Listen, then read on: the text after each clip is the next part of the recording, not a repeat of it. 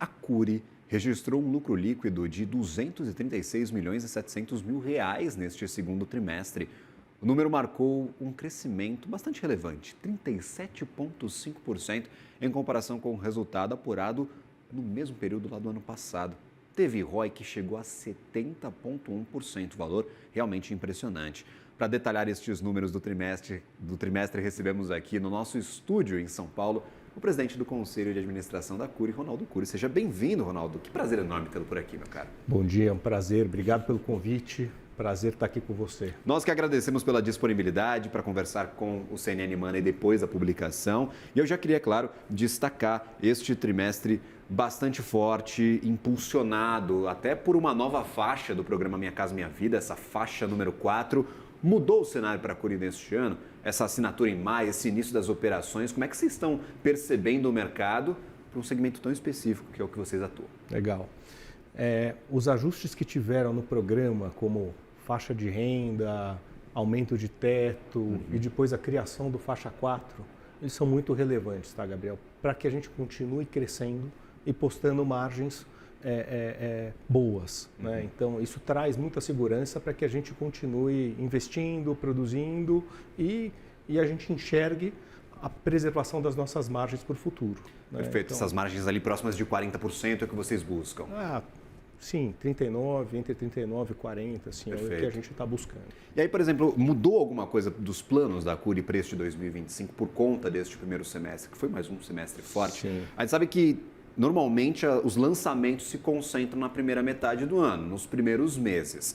A gente deve ter talvez alguma mudança de planos e uma extensão dessa janela de lançamentos para os próximos trimestres, semestre e aí esse segundo de 2025? Olha que legal, né, Gabriel? Sim. O resto do mercado não tem essa estratégia. Eles concentram o lançamento mais no segundo semestre. A Cury foi pioneira e a gente vem repetindo isso ano após ano, de fazer um primeiro trimestre muito forte em lançamentos, um segundo tri forte e vai desacelerando ao longo do ano. Né? A gente não dá guidance, tá? Mas assim, a gente teve um primeiro semestre muito bom. A gente lançou 5 bilhões de reais no primeiro semestre. E assim, daquele plano que a gente tinha original para o ano, né, dado tudo isso que a gente acabou de falar, aí, ajustes na renda do programa, criação do faixa 4... O mercado de trabalho ainda muito forte. Mercado de trabalho muito forte, mesmo com uma Selic de 15, né, o affordability do nosso cliente muito bom. Né?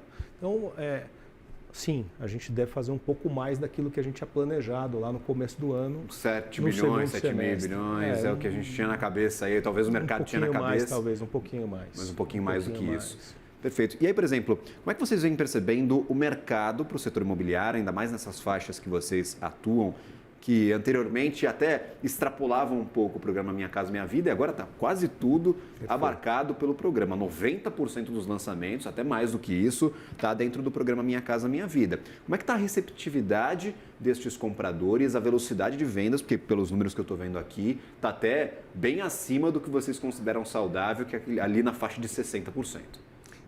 Tá bom de memória, hein, Gabriel? Mas a gente já vem apresentando essa VSO acima de 70% há muito tempo, né? Há mais de 4 anos. Tá? Então, isso tudo é importante para que ela continue dessa forma. Perfeito. Se a gente não tivesse esses ajustes, a criação do faixa 4, talvez a gente não tivesse a mesma pujança, a mesma resiliência na nossa velocidade de vendas. Né? Então, sim, foi muito bom de vendas esse trimestre, o semestre inteiro também foram muito forte em vendas, né? Os ajustes contribuíram bastante. Se você tirar uma foto do primeiro trimestre, a gente tinha 30% fora do programa, acima do teto do programa. Né? Quando a gente repete essa foto no segundo trimestre, a gente tem apenas 7% acima do teto do programa, porque o teto foi ampliado. Antes o teto era R$350 mil para famílias que ganhavam até R$8 mil de renda. Tá? E agora o teto foi ampliado para R$500 mil para famílias que ganham até R$12 mil de renda. Então, incluiu mais famílias para dentro do programa, é óbvio, né? Melhorou a affordability. A taxa oferecida pelo mercado para esse cliente era de 11,5%. Que é taxa alta, que é historicamente. taxa alta, agora ela está em 10%. Se você pegar fora da Caixa Econômica Federal ainda, nessas taxas, nos bancos Bradesco, Itaú, Santander, nos bancos federais, ela está ainda maior do que esses 11,5%, ela está acima dos 12%, 13%. Então, sim, a criação do faixa 4 ela é muito relevante, ela ajuda a gente a manter essa VSO como ela vinha sendo apresentada antes. Perfeito. Agora, a gente vive um cenário, Ronaldo, de INCC acima de 7%, um pouco acima da média histórica, então os custos de insumos para a construção estão subindo. A mão de obra, para além de tudo isso, já que o setor está bombando, está muito pujante, também se encarecendo bastante, era uma preocupação já lá atrás com a retomada dos programas habitacionais, até que programas habitacionais na cidade de São Paulo mesmo, dando mais gás para esse setor. A mão de obra está subindo. E agora, como vocês estão praticamente com todos os seus projetos abarcados dentro do Minha Casa Minha Vida, vocês percebem talvez que uma dificuldade vai ser mudar o preço, mexer com o preço destes projetos para acompanhar os custos que estão subindo? Eu acredito que não, tá, Gabriel? E aí eu vou falar da Cury, especificamente da Cury. A Cury escolheu trabalhar em só 2 mercados, região metropolitana de São Paulo, região metropolitana do Rio de Janeiro. A cidade de São Paulo e a cidade do Rio de Janeiro passaram por mudanças nas suas legislações, tá? Na lei de zoneamento, na lei do plano diretor, trazendo a habitação popular para áreas que têm mais infraestrutura, por áreas mais centrais. Tá? Então, essa mudança ela traz um fator novo para nós, ela traz localização. E essa localização tem nos ajudado a repassar preço, a colocar preço. Né? Falando sobre inflação, o que a gente tem falado para os nossos investidores é que assim, a foto que a gente tinha em dezembro, quando o dólar estava morando acima de 6, né? Principalmente falando de materiais, você tinha lá uma expectativa de aumento de aço, uma expectativa de aumento de combustível, um aumento de cobre, de todos os insumos. Né? Então, a foto no final do primeiro semestre, para materiais, ela é muito mais estável. Você tem hoje o aço muito mais constante, o cimento muito mais constante, o combustível mais constante. Então, é uma foto melhor do que se tinha lá em dezembro. Né? Sobre mão de obra, essa sim, está um pouco acima do INCC. É a mesma foto que a gente tinha lá em dezembro, é a mesma que a gente encontra agora no final do primeiro semestre. Né? O que a gente faz para se proteger? Né? Então, a gente é muito conservador nos nossos estudos de viabilidade, nos nossos orçamentos de obra e, quando é possível, quando o empreendimento está sendo um sucesso, a gente tenta repassar um pouco de preço e criar um colchão. Né? Se você pegar a nossa margem REF, ela vem rodando acima de 43% já há alguns trimestres. E isso a gente fala que é uma gordura que a gente criou ali, porque se tiver algum... a gente está entrando em obras que são de 36 meses, né, Gabriel? Então, assim, a gente está short em inflação, a gente tem que se proteger de alguma forma. Com certeza. Você não sabe, não dá para prever o futuro, tem que se proteger no passado. E até eu acho interessante a gente falar sobre isso, porque a companhia, ela historicamente é bastante exposta aos repasses. Traz o consumidor, faz a venda do projeto e repassa este crédito para a Caixa Econômica.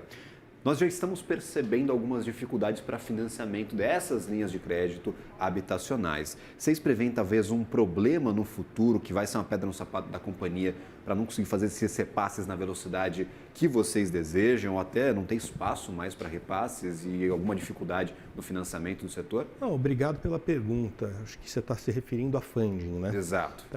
O funding está mais escasso fora do programa. Dentro do programa, o orçamento ele foi até com a criação do faixa 4, ele acabou de ser reforçado. Né? Então, tem uso, inclusive, de fundos de petróleo para financiar dos royalties do pré-sal sendo adicionados aí ao fundo, ao funding do FGTS. Então, quando a gente olha para o nosso setor, para o nosso segmento, para os nossos produtos, a gente não encontra essa dificuldade. Entendi. Essa dificuldade ela está aparecendo muito mais para média e alta renda, né? Para aquele funding que sai da poupança.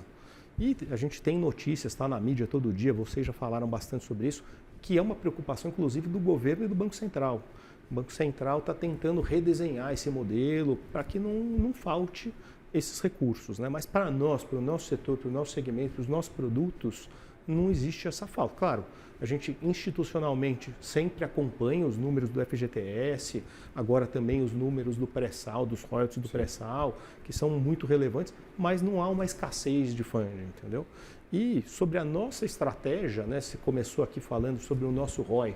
O nosso ROI de 70%, ele só é possível porque a gente vende muito rápido, repassa muito rápido e a gente tem uma disciplina financeira na compra dos terrenos, onde a gente tenta casar os recebíveis, né, junto com as despesas que seria o investimento, a compra dos nossos terrenos. Por isso que a gente consegue ter esse ROI. Não vejo dificuldade da gente continuar trabalhando e mantendo a empresa nesse modelo asset light, pagando bons dividendos. Perfeito.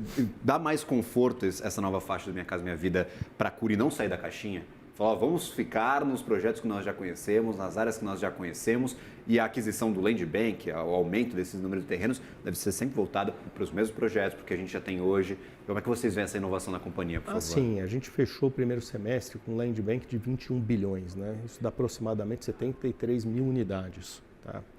E o que eu costumo colocar é que a localização do que está por vir é muito boa.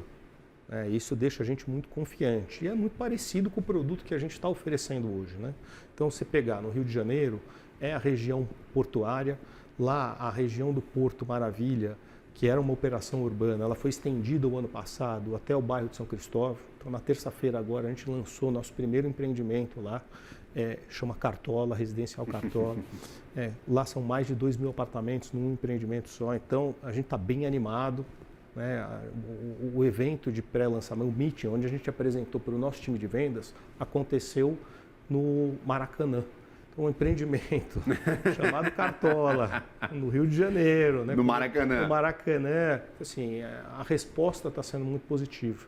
Né? Então, só falando um pouco do que está por vir, a gente segue muito confiante, né? Porque Entendi. A qualidade e a localização dos terrenos que a gente conseguiu comprar aí é muito boa, continua muito boa. E o produto é muito parecido com aquilo que a gente vem fazendo. Então, eu acho muito difícil que a gente vá saindo muito do novo teto do programa. Né? Da zona de conforto, que é o que a empresa já sabe fazer, historicamente faz bem e tem essa disponibilidade. Outra questão que eu quero abordar contigo é justamente em relação à mudança de algumas legislações. Aqui em São Paulo, principalmente, teve mudança para HIS e HMPs. Eu gostaria de entender se isso impacta a companhia de alguma forma, se gera certa instabilidade e insegurança no setor. Como é que vocês perceberam essa mudança que aconteceu em maio, no meio desse segundo trimestre? Sim. Essa mudança, esse zoneamento, né, a mudança do zoneamento, a criação desse zoneamento, onde você pode fazer habitação de interesse social ou de mercado popular em áreas mais nobres da cidade, ela já aconteceu em 2014. Por quê? Né? Imagine o seguinte, as grandes cidades brasileiras, vamos separar, você tem a área A, B, C e D. Então, os empreendimentos de Minha Casa Minha Vida, que eram feitos nas grandes cidades, historicamente, eles eram feitos nas áreas C e D da cidade. E as áreas C e D das grandes cidades, elas não têm muita infraestrutura. Então, não tem transporte público, não tem saneamento, não tem creche, não tem escola para receber aquela população que está indo morar lá. Então, a prefeitura foi lá e incentivou a gente fazer habitação na área B da cidade, onde já tem infraestrutura para receber essa população. Como? Ele nos dá potencial construtivo, só que a gente tem que respeitar lá para quem que a gente vai vender. Para famílias que ganham 3 salários, para famílias que ganham 6 salários. E isso não estava bem escrito, tá, Gabriel? Isso gerava muita dúvida. Então, tinha alguns incorporadores que usavam isso daí e falavam, posso vender para investidores. E a prefeitura veio atrás, regulamentou, falou, agora você não pode mais alugar, pôr em Airbnb. Ele colocou teto de preço, teto de valor. Né? Para nós que trabalhamos com habitação popular, não muda absolutamente nada. Tá? A gente foi a primeira empresa do setor, das listadas, a se manifestar e publicamente falar, olha, se está tendo dúvida, se o Ministério Público está com dúvida de quem está fazendo, a gente para de vender para investidor. A gente vendia muito pouco para investidor, menos de 3% das nossas vendas eram para investidor. Então, não refletiu nada, está aí as vendas do primeiro TRI, as vendas do segundo TRI, para nós não mudou nada. Mas eu acho que para a cidade é muito importante deixar isso claro, deixar isso transparente. Né? O Ministério Público vem investigando algumas empresas e não estou nem dizendo que eles agiram de má fé. Né? Você tinha brechas na lei lá que eram dúbias e que a interpretação dizia, você pode vender para investidores. Os caras faziam empreendimentos na área A da cidade para vender para investidores. Eu acho que esses vão diminuir um pouco a quantidade. E com o benefício desse potencial construtivo que você mencionava para construção Perfeito. nas áreas centrais que já tem infraestrutura. Perfeito. Por isso que gerou tanta dúvida e agora tem uma regulamentação recente de maio para mudar isso em São Paulo.